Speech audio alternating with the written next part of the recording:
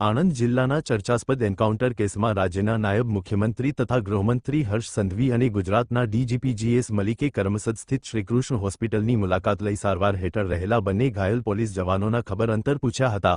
ત્યારબાદ જિલ્લા પોલીસ અધિકારી જીજી જશાણી પાસેથી સમગ્ર ઘટનાનો રિપોર્ટ મેળવી એન્કાઉન્ટર અંગે સમીક્ષા કરવામાં આવી હતી।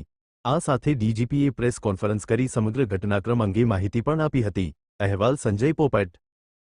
एक वासद रेलवे स्टेशन पर एक बालकी जे लगभग 4.5 वर्षनी थी एने एक माणस सुरेश विठ्ठलभाई परमार लईने अपहरण करी અને પછી એમની સાથે બળાત્કાર કરી બ્રુટલી એને મર્ડર કરી અને રેલવે સ્ટેશન ઉપર એને નાખી દીધા હતા। એના સીસીટીવી ફૂટેજ રેલવે પોલીસ પાસેથી મેળવ્યા। ત્યાં સીસીટીવી લાગેલા હતા।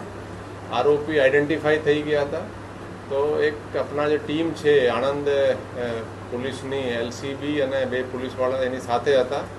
આણંદ પીએસઆઈ મિસ્ટર રાણા અને બે પોલીસવાળા જે એએસઆઈ મહિપાલસિંહ અને કોન્સ્ટેબલ રાજવીરસિંહ એમને લઈને જતા હતા।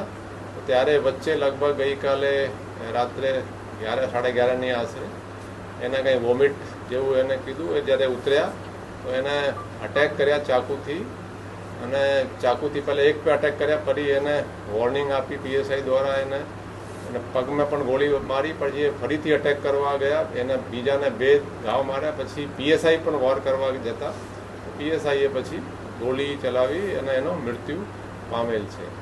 જે આરોપી છે સુરેશ વિઠ્ઠલભાઈ પરમાર એ છૂટક મજૂરી કરે છે, પણ એના ઇતિહાસ જોઈએ તો એને અગાઉ પણ એ સિવાય 2 રેપ વિથ મર્ડર કર્યા છે। એ 2020માં એક રેપ વિથ મર્ડરમાં એને અટક કર્યા અને ચાર્જશીટ કર્યા અને 5 વર્ષ સુધી એ જેલમાં રહ્યા, પણ પુરાવાના અભાવે એ છૂટી ગયા હતા।